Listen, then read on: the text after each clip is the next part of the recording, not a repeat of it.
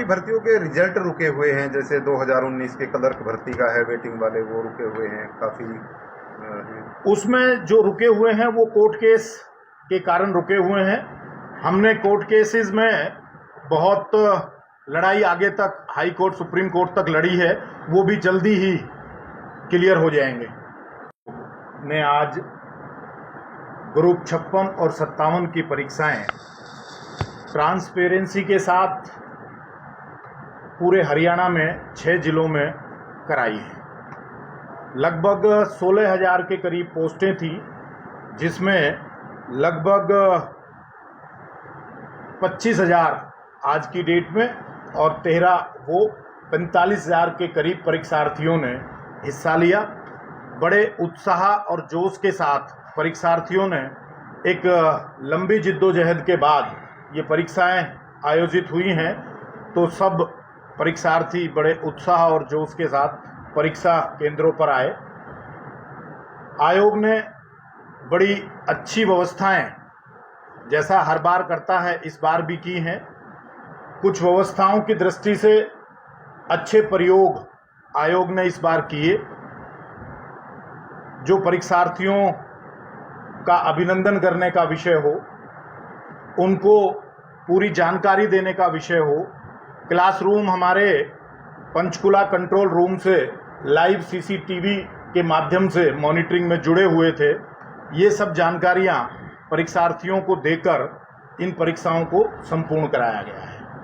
अभी तक आयोग लगभग 12,000 के करीब ज्वाइनिंग करा चुका है और 40 से 45,000 भर्तियां हमारी पाइपलाइन में हैं, जिनके समय समय पर परीक्षाएं और सब चीज़ें चल रही हैं।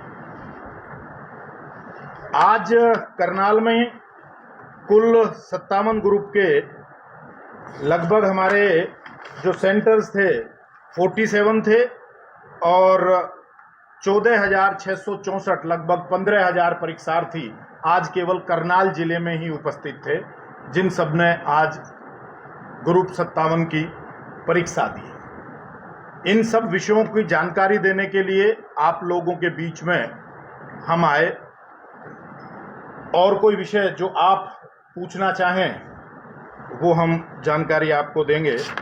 आने वाले समय में लगभग 7,200 के करीब एडवर्टाइजमेंट नई भर्तियों की, जिसमें अलग से 5600 के करीब पुलिस की भर्तियां दोबारा से आयोग ने आयोजित की हैं। ये पाइपलाइन में है, जो चल रही हैं। विभिन्न पोस्टों की भर्तियां हैं।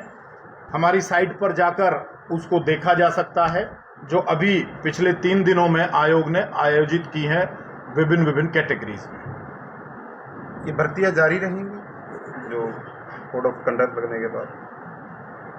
कुछ भर्तियां सब जारी रहेंगी। भर्तियां कोड ऑफ कंडक्ट के विषय में हम हमारी लीगल टीम से जानकारी लेकर कुछ चीज़ें सुचारू रूप से चलती रहेंगी। कुछ चीज़ों के बारे में हमें लीगल ओपिनियन लेना पड़ेगा, उसके बाद तय होंगी चीज़ें। तो अभी तो सब भर्तियां जिस तरह चल रही हैं सुचारू रूप से आगे भी चलेंगी। काफ़ी भर्तियों के रिजल्ट रुके हुए हैं, जैसे 2019 के क्लर्क भर्ती का है, वेटिंग वाले वो रुके हुए हैं काफ़ी हैं। उसमें जो रुके हुए हैं वो कोर्ट केस के कारण रुके हुए हैं। हमने कोर्ट केसेस में बहुत लड़ाई आगे तक हाई कोर्ट सुप्रीम कोर्ट तक लड़ी है, वो भी जल्दी ही क्लियर हो जाएंगे। तो आचार संहिता का उन पर कोई असर नहीं पड़ेगा? मैंने जैसे कहा कि आचार संहिता का असर कुछ प्रक्रियाओं पर होगा, सभी पर नहीं होगा। वो लीगल टीम से ओपिनियन लेने के बाद हम आगे की जानकारी आपको दे पाएंगे। सर, एग्जाम्स जितने भी हो रहे हैं वो बिल्कुल ट्रांसपेरेंट तरीके से हो सकें, उसको लेकर क्या क्या इंतजाम किए गए हैं? एग्ज़ाम बहुत ट्रांसपेरेंसी से हों, इसके लिए फ्रेस्किंग की टीम होती है, बायोमेट्रिक हाजिरी है, उसके बाद सीसीटीवी मॉनिटरिंग है, फ्लाइंग स्क्वाड हमारे कमीशन की तरफ से भी, यहाँ प्रशासन की तरफ से भी टाइम टू टाइम उन्होंने विजिट किया है और बहुत अच्छे तरीके से निष्पक्ष ये परीक्षाएं हों, ये सब सुनिश्चित आयोग ने किया है। सर, 1,20,000 की जो अनाउंसमेंट की गई है कि जॉब सिक्योरिटी मिल गई है, परंतु पेच फंस गया, फाइल बीच में रुक गई है, क्या कारण है वो पास होगी या सरकार बनने के बाद ही होगी? देखिए, वो मैंने कहा आचार संहिता का विषय 1,20,000 जो पक्के करने थे वो हरियाणा कौशल रोजगार निगम का विषय है। वो मैं उसकी जानकारी नहीं स्पष्टता से दे पाऊंगा, मैं केवल आयोग के विषय में आपको जानकारी बता पाऊंगा। तिवारी जी, प्रशासन की ओर से या आपकी ओर से व्यवस्था तो आपने बताया कि परीक्षा केंद्र में बहुत अच्छी रख दी गई, लेकिन देखिए, सारी व्यवस्थाओं के लिए प्रशासन ने व्यवस्थाएं की हैं। बस में फ्री यात्रा सरकार की तरफ से थी। यहाँ जो व्यवस्थाएं हैं परीक्षा केंद्र के अंदर की सब व्यवस्थाएं वो आयोग ने करनी होती हैं, वो हमने की हैं।